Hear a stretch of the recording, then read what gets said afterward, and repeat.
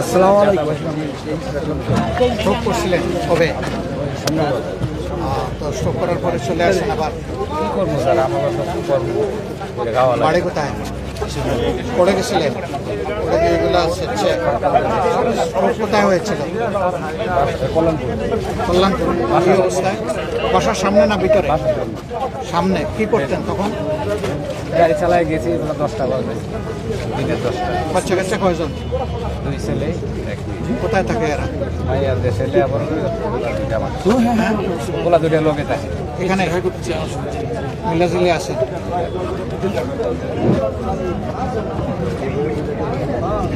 চিকিৎসা করাইন কিছু খাইয়েন।